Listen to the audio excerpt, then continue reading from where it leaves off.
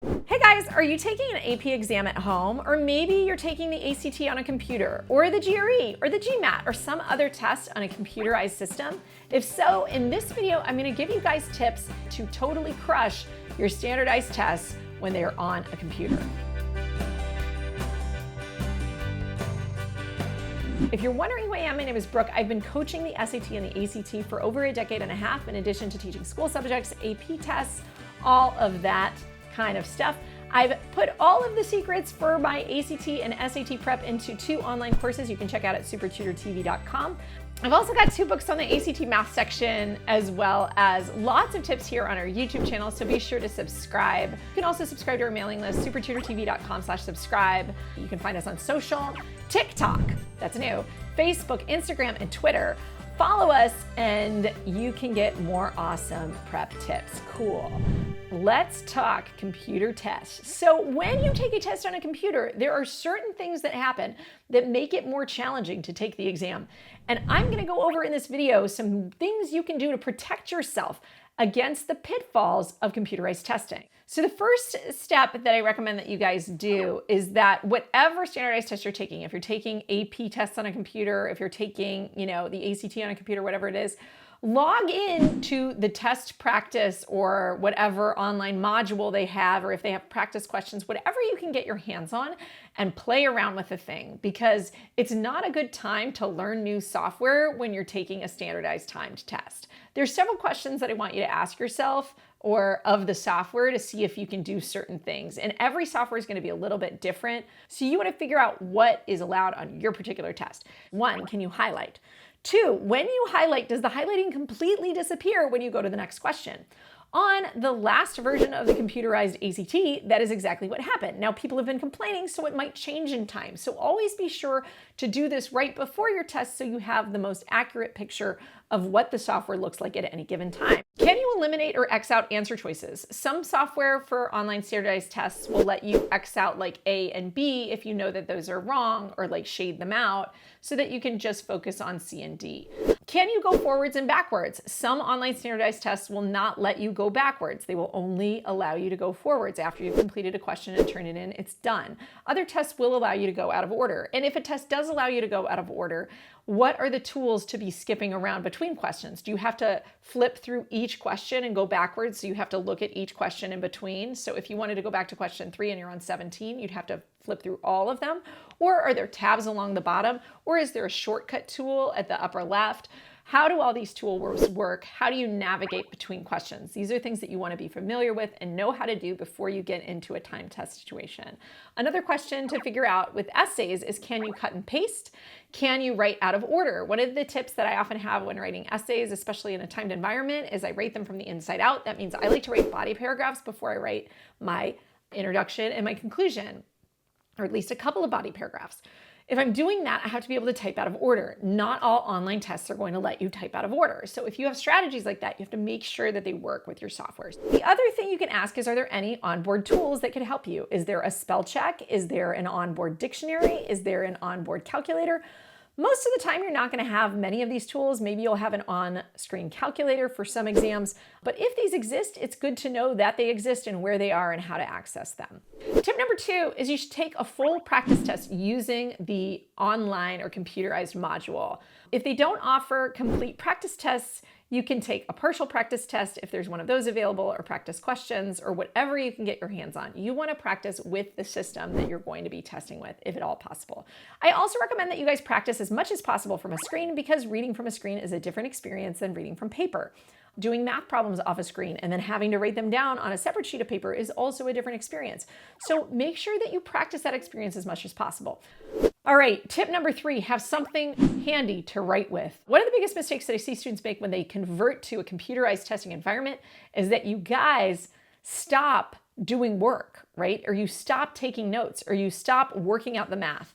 On a computerized math exam, for example, students tend to do more mental math and they tend to skip the pencil and skip the work because you're looking at it on a screen. It doesn't make as much sense to your brain to then write it down on a piece of paper way over here because you're trying to interact with the text.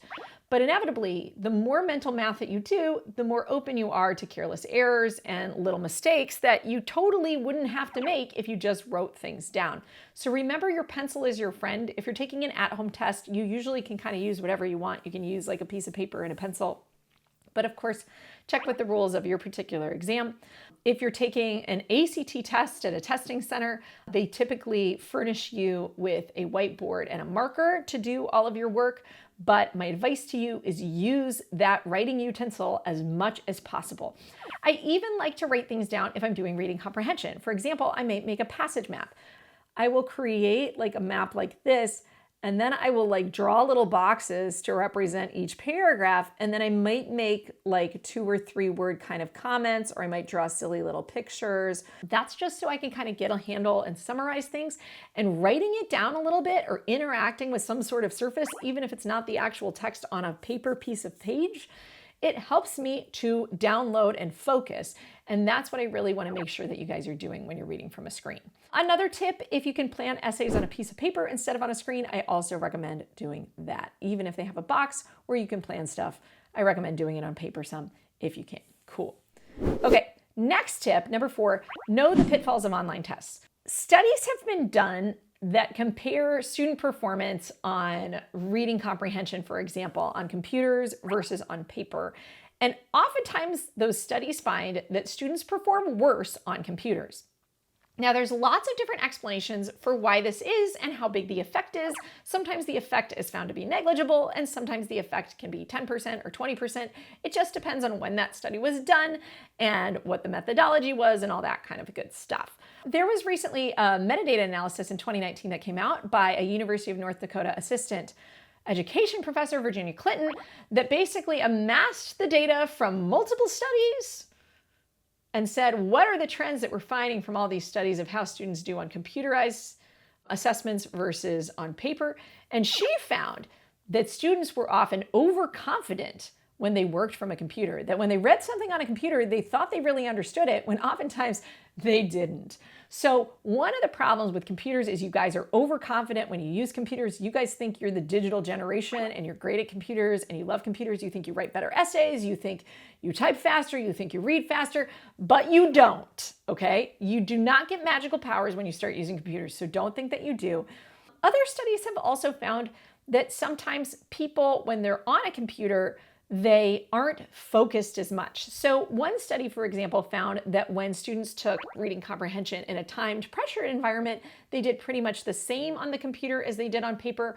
But when they had a leisurely reading assignment and then they were asked comprehension questions, they did far worse on the computer. This particular study pointed out the idea that maybe the problem with a computer is that we're so used to just chilling out, using devices because they're kind of what we do in our spare time, we don't always come to them with this sort of academic mindset that when we see text on a computer, we're used to, just reading an article for fun or texting with our friends, or our level of attention that we're used to on screens is worse. Some people also theorize that there's a physical taxation that happens when we look at screens, that like the light on the screen is harder on our eyes, that it physically is more exhausting because, again, of like the screens and vision and all of these kind of things. And scrolling also is difficult for our eyes and our processing. So those kind of situations make it more challenging for us, and so it's just physically exhausting and mentally exhausting. So I want you to know, 1, you are not God's gift to the computerized world. You are more prone to error on a computer than you are on paper, so be extra careful. Turn on your I need to be serious about this mode. 2, set specific goals and check in with yourself to make sure that you're understanding things. If you feel like you're not 100% sure, you probably shouldn't be 100% sure, and be extra careful. You also have to manage your time and be on it, so obviously don't run out of time as you try to take extra heed. But I want you to go in being on your best guard and knowing that I have to be extra careful to focus because it's harder to focus on a computer. My 5th tip is really for at-home test takers, or those who have some control over where they're going to be taking the exam or what kind of device they're going to be taking it on. If you have a choice as to what device you take it on, or if you're taking it at home, I would advise you to try to seek out the best environment you can, to plan it out in advance, and to also try to get the most stable device you can. Make sure you've got a comfortable chair, a comfortable desk. Make sure you have a computer that you're used to using or one that's stable and solid. You don't want to be using like a weird clunky computer you're not used to if you have to type an essay. You want to use a keyboard that you are accustomed to using on a regular basis. Also, if that means that like your trackpad, sometimes your finger starts to hurt after a while and it would be easier with a mouse, outfit your laptop with a mouse, make yourself as comfortable as possible. Think everything through in advance. Don't just show up on test day and open your computer and be like, okay, time to go. If you think there are steps that you can take to make your testing experience more comfortable or more precise or a little bit easier for you. Likewise, with a quiet environment, it's really important that you aren't distracted if you're trying to take an AP test at home or some other test in an in-home setting.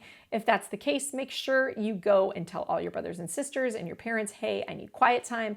This might seem obvious to a lot of you, and I know it is obvious to a lot of you, but just make sure you make the time to set aside, where am I going to do this? Get your chair, get your desk ready. If you have to put yourself in a corner or like the family laundry room or wherever you know you're going to have quiet, protected space, do what you need to do, figure it out in advance, and make sure you have a good place to get your test done. Awesome. Awesome. I hope you guys found this video helpful. If so, please give it a thumbs up. Subscribe to our channel if you haven't yet. Thanks for watching, everybody, and I'll see you next time. Take care.